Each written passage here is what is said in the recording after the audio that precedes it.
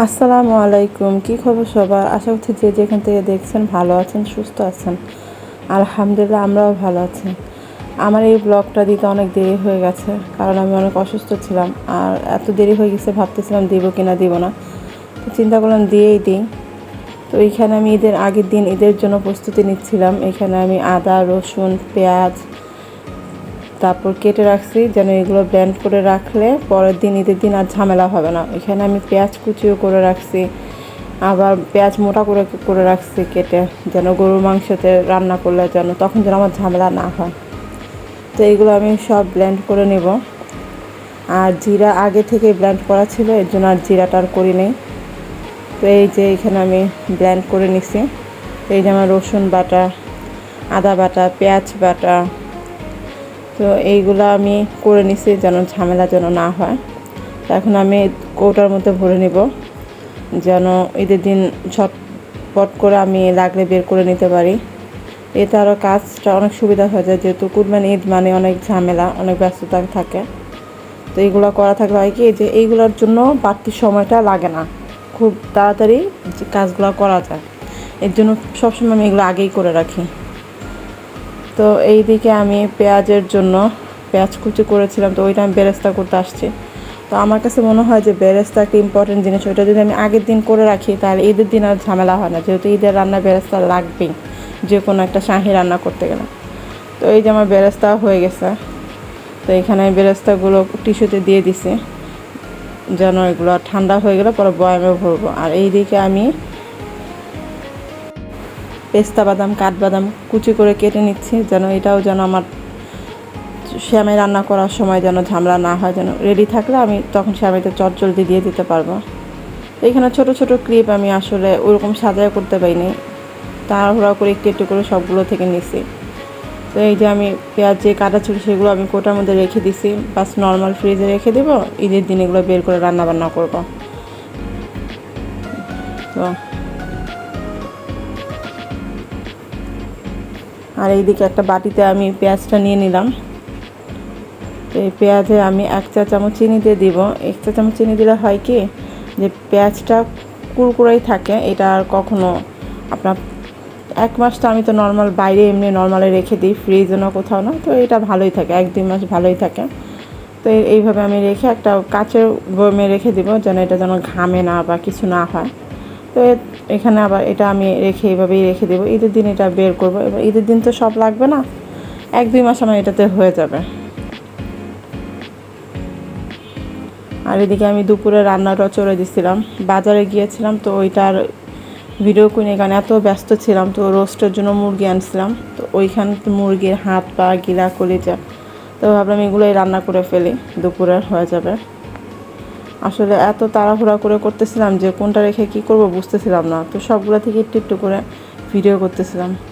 আর এইদিকে কারেন্টের চুলায় আমি ভাত চড়াই দিছি, তো আমার ভাতটা হইতে থাক।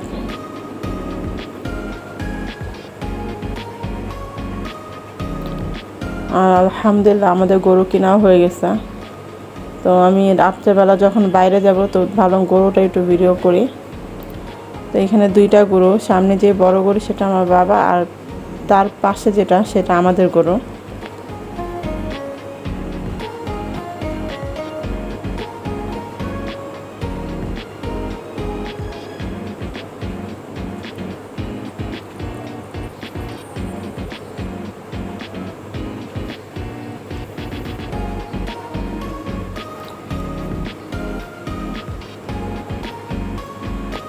তো যাই হোক, সবাইকে নিয়ে বের হলাম রাত্রেবেলা একটু ঘোরাঘুরি করার জন্য।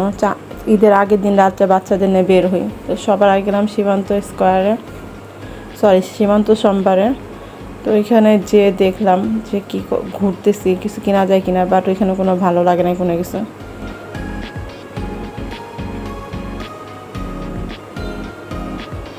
তারপর ওইখান থেকে চলে গেলাম আড়ংয়ে, নতুন যেই আড়ং আউটলুকটা আছে সেখানে চলে গেলাম। তো ওইখানে যে দেখতেছিলাম, বাট আমার কাছে সেরকম কোনো কিছুই ভালো লাগে নাই। তো বাচ্চাদের এই ক্যান্ডেলগুলো, ছোটো ছোটো ক্যান্ডেলগুলো কিনে দিলাম। ঘুরে ঘুরে দেখতেছি যে কেমন।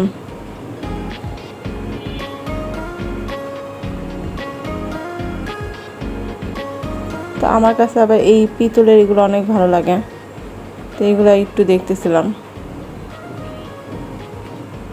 বাস সেখান থেকে আবার বাসায় চলে গেলাম, দিয়ে তাড়াহুড়ো করে ছোটো বেবিটাকে মেহেদি দিয়ে দিলাম। আসলে ওরকম আমার কোনো মেহেদি দেওয়া হয় না, কারণ এত কাজ থাকে, এত বাচ্চাদের তো দিতেই হয়, তো বড়টা নিজে নিজে দিতে পারে, ছোটোটাকে আমি দিয়ে দিছি। আর এইদিকে ঈদের রান্নার জন্য এখানে আমি মুরগির রোস্ট ভেজে নিচ্ছি, আর পাশের চুলায় রাতের জন্য রান্না করতেছি। খুব তাড়াহুড়া করে ডিম রান্না করবো, আর এইদিকে এই যে সেমাইটাও ভেজে নিছি। আর ওই পাশের চুলা আমি দুধ চড়াই দিছি, কারণ দুধটা তো জাল দিয়ে সেমাইটা আগের দিনে আমি রান্না করে রাখি, তাহলে ঈদের দিন সকালবেলা আর ঝামেলা হয় না। তো এইখানে এই যে দুধ চড়াই দিলাম, এখানে সেমাই ভাজতেছি। সেমাই ভাজা হলে দুধটা দিয়ে দিব।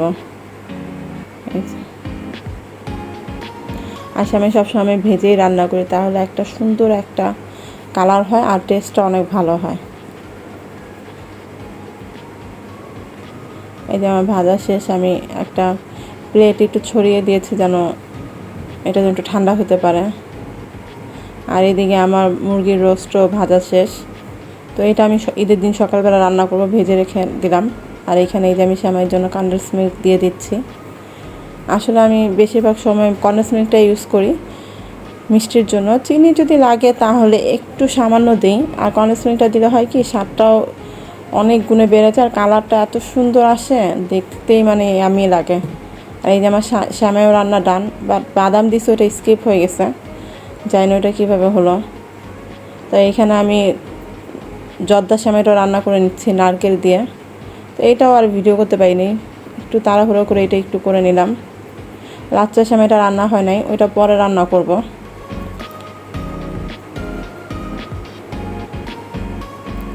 আর এদিকে আমি ঈদের দিন সকালবেলায় ঈদ মোবারক সবাইকে। তো এইখানে আমি ঈদের দিন সকালবেলা পোলাওটা চড়িয়ে দিছি। তো যেহেতু আমাদের গরু কুরবানি হতে একটু লেট হবে সকালেই, বাট আস্তে আস্তে লেট হবে, তো এখানে আমি পোলাও আর রোস্টটা রান্না করে নিব। তারপর গরু কুরবানি যখন আলহামদুলিল্লাহ হয়ে যাবে তখন গরু মাংস রান্না করবো। এই যে রোস্টটাও রান্না হয়ে গেছে, আপনাদের একটু দেখাচ্ছি। আসলে এটাও ভিডিও করতে পারিনি, এত এত তাড়াহুড়া, এত কাজ। এই যে আমার পোলাও ফাইনালি লুকটা, এত মজা হয়েছে যে মানে সবাই খেয়ে বলছে যে অনেক মজা।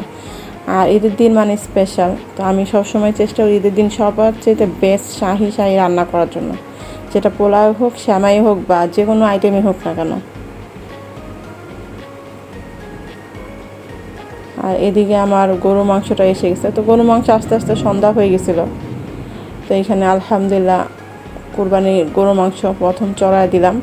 এখানে আমি যা যা ঘরোয়া মশলা সব দিয়ে দিছি, বাস এটাকে আমি এখন রান্না করে নেব।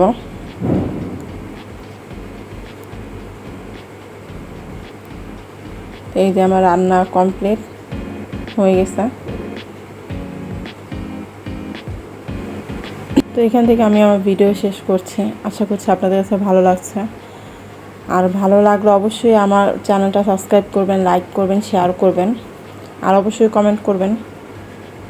তো এখান থেকে বিদায় নিচ্ছি। আল্লাহ হাফেজ।